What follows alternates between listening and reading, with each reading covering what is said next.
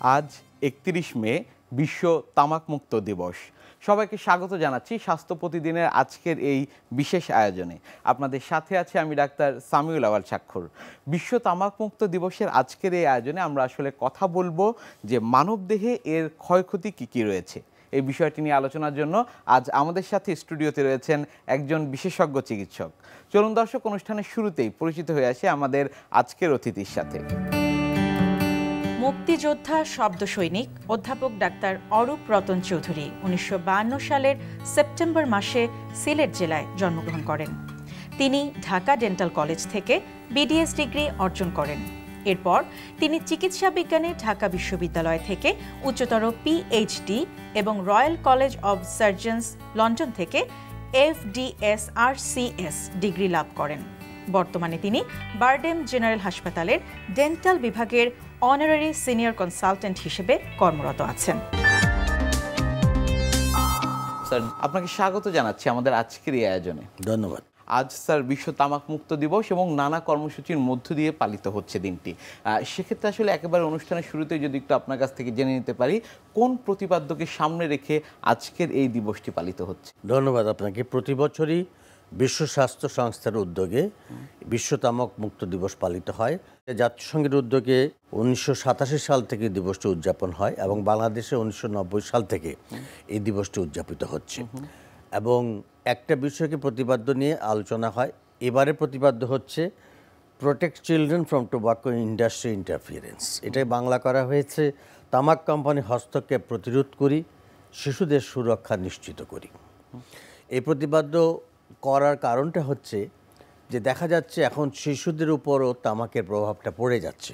একসময় আমরা যখন দেখতাম যে অ্যাডাল্টরা বা বয়স্করাই ধূমপান করে, কিন্তু একটা কিশোর বয়সে বা তরুণ বয়সে কিশোরদের হাতে, একটা ১২-১৩ বছরের ছেলের হাতে সিগারেট এখন কিন্তু হরহামেশা দেখা যাচ্ছে রাস্তাঘাটে।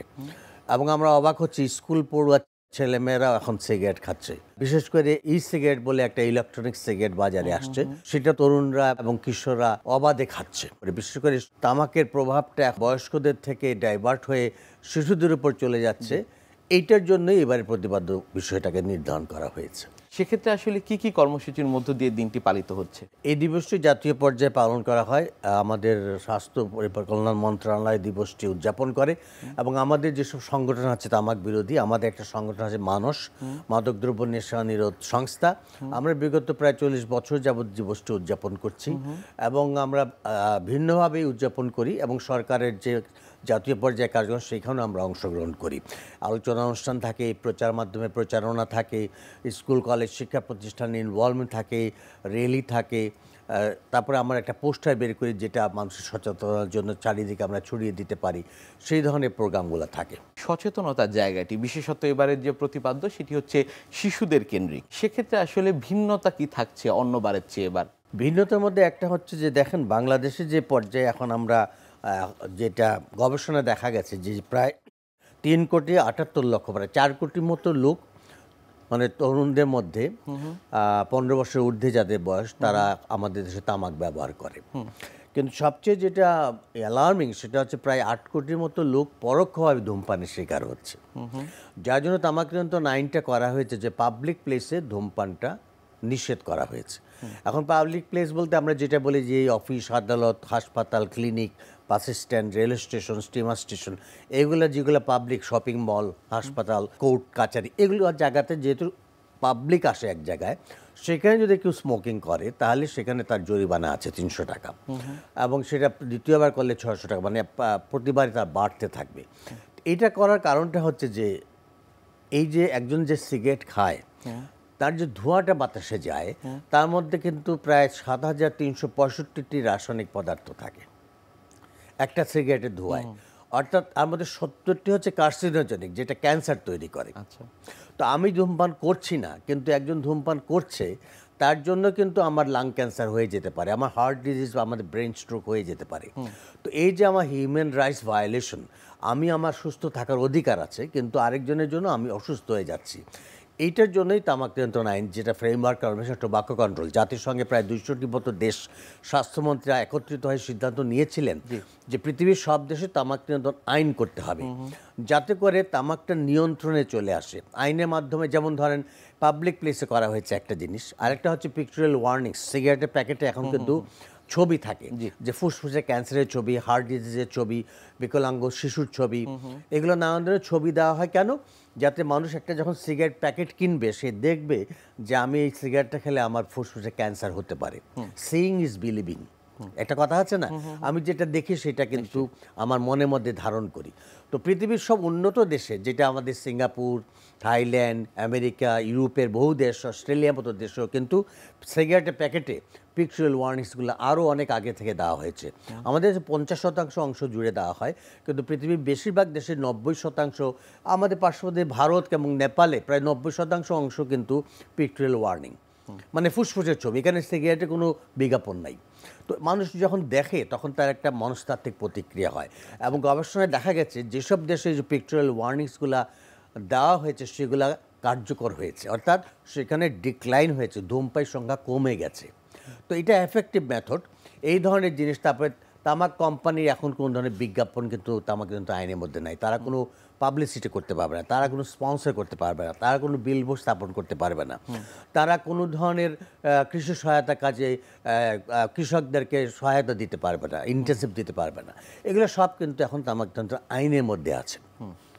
তো আইনটা কেন করা হয়েছে? যে আইনটা করার কারণ হচ্ছে যে মানুষজন আস্তে আস্তে এই তামাকের যে ক্ষতিকর পদার্থগুলো আছে, এবং এই যে বললাম আমি প্রায় 7365টি রাসায়নিক পদার্থ যেগুলো মানুষের ক্ষতির কারণ হয়। একটা এক্সাম্পল দিয়ে আমি বলতে চাই, যেমন ধরেন আমাদের স্বাস্থ্যগত ক্ষতিটা কি হয়। আমরা যারা এই ধূমপান করি বা তামাক জর্দা খাই, তাদের কিন্তু মাথার চুল থেকে পায়ের নখ এমন কোনো অঙ্গ প্রত্যঙ্গ নাই যেটা তামাকের কারণে ক্ষতিগ্রস্ত না হয়। আমি যদি সহজে বলি, যেমন মাথার চুল পড়া, মাথার ভিতরে ব্রেনের স্ট্রোক হওয়া, তারপরে আসে নিচে চোখে ছানি পড়া, তারপরে মুখে, আমি তো একজন ডেন্টিস্ট, আমি জানি যে কত রোগী আমাদের কাছে মুখের ঘা নিয়ে আসে, এবং তার ইতিহাস থেকে যখন দেখি যে তখন তারা বলে তা পান জর্দা সিগারেটটা খায়, তখন মুখের ঘায়ের মধ্যে আমরা বায়োপসি করে আমরা ক্যান্সার পাই। তো মুখের ক্যান্সার একটা অন্যতম, তারপরে গলার ক্যান্সার, বুকের একদিকে ফুসফুসের ক্যান্সার, একদিকে হার্ট ডিজিজ, পেটের বিভিন্ন পরিপাকতন্ত্রের রোগ, তারপরে পুরুষদের পুরুষত্ব হানি হয়, তার সেক্সুয়াল ডিসফাংশন হয়, এবং মেয়েদের অকালে গর্ভপাত হয়, সন্তান বিকলাঙ্গ হয়, কম ওজনে হয়, এবং সবশেষে পায়ের নিচে যে অংশটা আঙ্গুলে গ্যাংগ্রিন হয়, বার্জাস ডিজিজ, যেটা পায়ে কেটে ফেলতে হয়। সুতরাং আমাদের দেখেন সর্বাঙ্গ কিন্তু ওই তামাকের কারণে ক্ষতিগ্রস্ত হয়। তো এমন একটা পদার্থ যেটা পৃথিবীতে আর কোনো কিছুতে নাই, এত ক্ষতিকর, যেটার জন্য 25টি রোগ হয় বিশ্ব স্বাস্থ্য সংস্থার মতে, এবং তার মধ্যে 7,500-এর মতো রাসায়নিক পদার্থ আছে, যার মধ্যে 70টি কার্সিনোজেনিক, আর সব টক্সিক। যেমন বাতাসে যেগুলা ধোঁয়ার মধ্যে থাকে সেগুলা কি থাকে, যেমন অনেক দর্শক হয়তো শুনলে অবাক হবেন, আমরা যে অ্যারোসল দিয়ে মশা মাছি মারি সেটাও কিন্তু তামাকের ধোঁয়ার মধ্যে থাকে। আমরা যে গাড়ির ধোঁয়া আসে, আমরা নাকে হাত দিয়ে রুমাল দেই, সেই কার্বন মনোক্সাইড সেটাও কিন্তু সিগারেট ধোঁয়ায় থাকে। তারপরে যে পানিটা আমরা খাই না, আর্সেনিক, সেই আর্সেনিকটাও তামাকের ধোঁয়ার মধ্যে থাকে। সুতরাং সব বিষাক্ত টক্সিক পদার্থগুলো কিন্তু তামাকের মধ্যে থাকে। এই জন্য বিশ্ব স্বাস্থ্য সংস্থা, জাতিসংঘ সিদ্ধান্ত নিয়েছে প্রতিটি দেশের জন্য তামাক নিয়ন্ত্রণ আইন করে আস্তে আস্তে তামাকের ব্যবহারটা আমরা বন্ধ করে দিতে পারি। এইটা হচ্ছে মেইন উদ্দেশ্য। এবং এবারে প্রতিবাদ্য শিশুদের উপর কেন দেওয়া হয়েছে? কারণ শিশুরা দেখা যাচ্ছে এখন তারা ক্ষতিগ্রস্ত বেশি হচ্ছে। একটা হচ্ছে পরোক্ষ ধূমপান। একটা সিগারেট যখন একজন কেউ খায় তখন তার সিগারেটের ধোঁয়াটা সে নিজে টানছে, মেইন স্ট্রিম স্মোক। আরেকটা হচ্ছে যেটা ধোঁয়াটা হচ্ছে সাইড স্ট্রিম স্মোক। এই মেইন স্ট্রিম স্মোক আর সাইড স্ট্রিম স্মোক দুটা ধোঁয়াই কিন্তু পরোক্ষ ধূমপান, যিনি ধূমপান করেন না তার নাকে মুখে যাচ্ছে, ফলে তিনিও ফুসফুসের ক্যান্সার এবং হার্ট রোগে আক্রান্ত হচ্ছেন। তার যেই ক্ষতিটা হচ্ছে, এই জন্য আমরা আইনের মাধ্যমে আমরা চাইছি যে মানুষ যেন পাবলিক প্লেসে অন্তত ধূমপানটা না করে। এবং পাবলিক প্লেসের কথা আমি একটু আগে বললাম, এখন কিন্তু রেস্টুরেন্টে কিন্তু ধূমপান নিষেধ। এবং আমরা যে দেখছি প্রায় রেস্টুরেন্টে এখন কিন্তু একটা কর্নার করে দেওয়া হয়েছে সিগারেটের জন্য, বা সীসা ক্লাব বা সিগারেট এখন খাওয়ার জন্য দেখা যাচ্ছে যে এগুলা কিন্তু তরুণরা আগ্রহী হচ্ছে ওইসব রেস্টুরেন্টে যায়। এগুলা কিন্তু আইনের মধ্যে এখন আনা হচ্ছে, যাতে করে এইগুলা রেস্টুরেন্টে আমরা এই যে ধূমপানের জায়গাগুলো যে তারা স্পেসিফিক করে দিচ্ছে এগুলো যেন বন্ধ হয়ে যায়। আইনের মধ্যে কিন্তু সেগুলো আছে। সুতরাং এগুলো প্রত্যেকটা জিনিস আমাদেরকে সচেতন করার জন্য আজকে বিশ্ব তামাকমুক্ত দিবসে আমাদের গার্জিয়ানদের যারা পিতামাতা আছেন তারাও সন্তানের দিকে একটু খেয়াল রাখবেন, যাতে করে শিশুরা বা তরুণ বয়সী কিশোররা তারা এখন যেন কোনো ধরনের বন্ধুদের পাল্লায় পড়ে এই ধরনের ধূমপানে আসক্ত না হয় বা ই সিগারেটে তারা আসক্ত না হয়। কারণ দেখা গেছে যে পিয়ার গ্রুপ প্রেশারে কিন্তু বেশি হয়। একটা বন্ধু আরেকটা বন্ধুকে বলে চল একটা সিগারেট খায় বা ই সিগারেট আসছে নতুন, দেখা যাক এটা কেমন লাগে। তো এই যে পিয়ার গ্রুপ প্রেশারটা, এটা কিন্তু একটা ইম্পর্টেন্ট আসপেক্ট। পিতামাতারা যদি তাতে খাবার টেবিলে বসে সন্তানদের সঙ্গে আলাপ করতে পারে যে তুমি কিন্তু কখনো ধূমপান করবে না, বা ই সিগারেট কেউ দিলেও তুমি সেটা গ্রহণ করবে না, কারণ আমি জানি এটা করলে তোমার মেধা নষ্ট হয়ে যায়। বিশ্ব তামাকমুক্ত দিবস আমরা নানা আয়োজনের মধ্য দিয়ে পালন করছি। সচেতনতা যে জায়গাটি রয়েছে সেটিও আসলে আগের তুলনায় অনেকটাই বেড়েছে।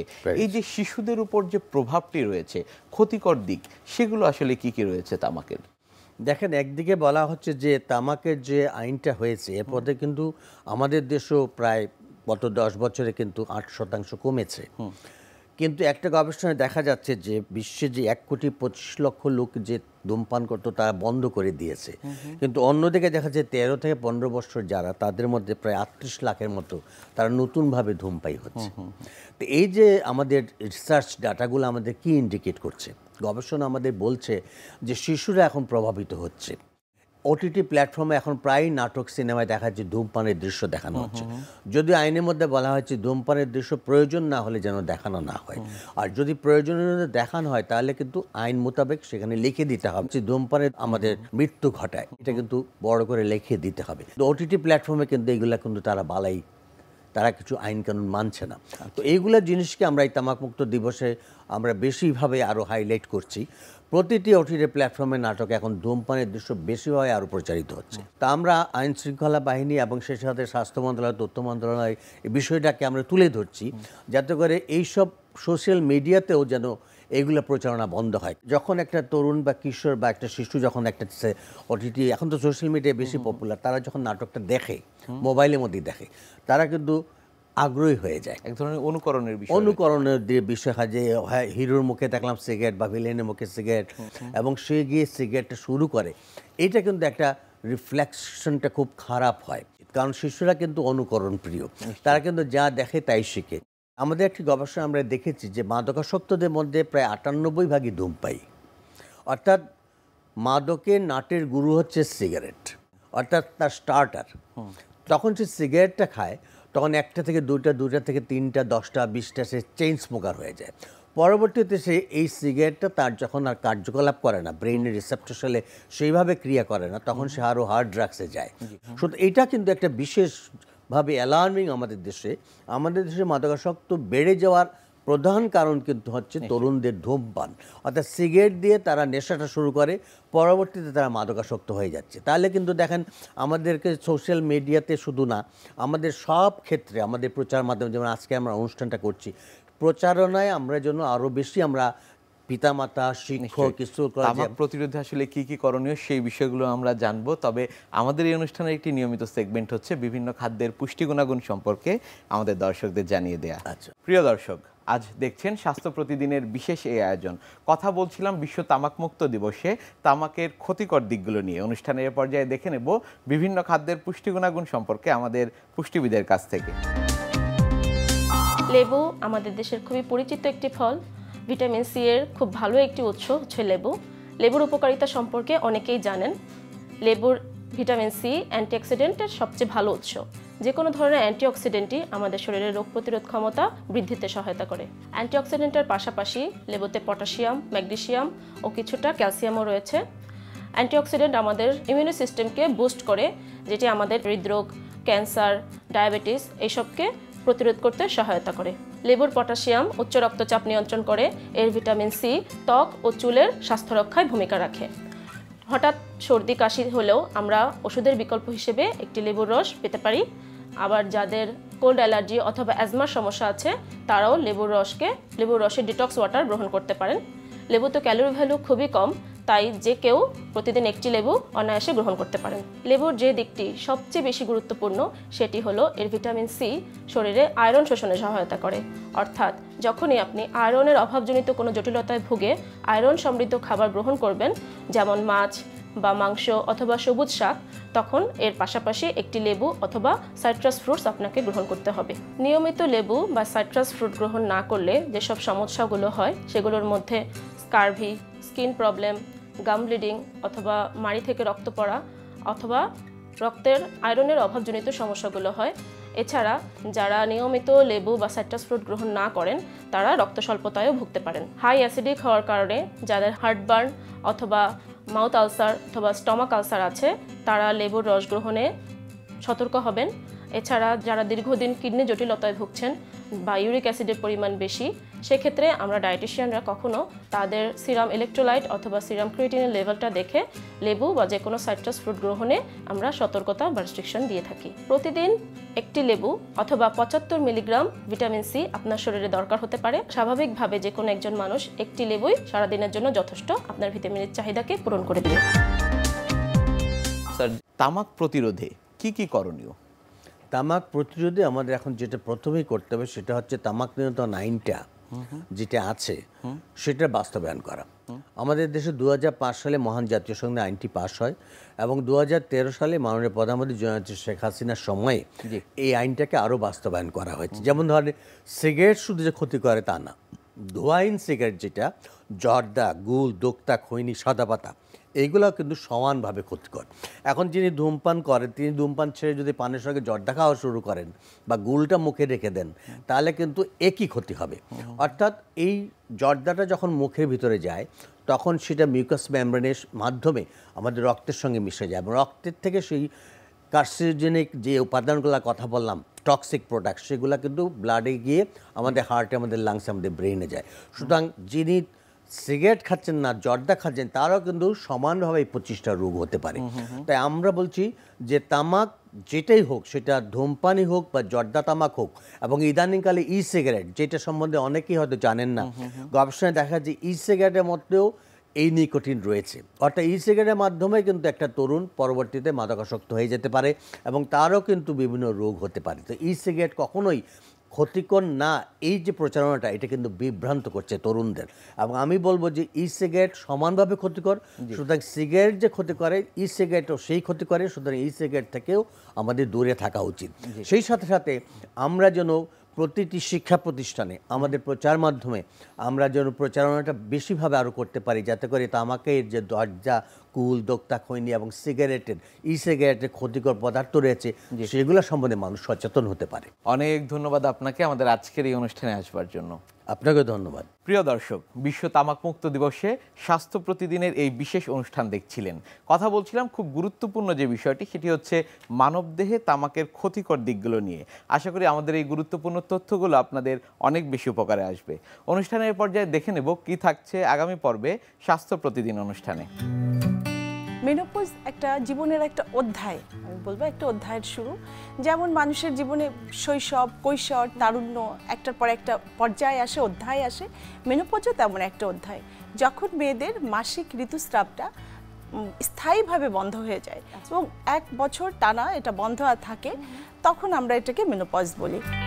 বিশ্বের যে কোনো প্রান্ত থেকে যে কোনো সময় আপনাদের পছন্দের অনুষ্ঠান স্বাস্থ্য প্রতিদিন দেখতে ভিজিট করুন আমাদের পূর্ণাঙ্গ ওয়েব পোর্টাল www.ntvbd.com এ। এছাড়া এনটিভির সব জনপ্রিয় অনুষ্ঠান ও খবরের আপডেট পেতে ভিজিট করুন আমাদের ইউটিউব চ্যানেল ও ভেরিফাইড ফেসবুক পেজে।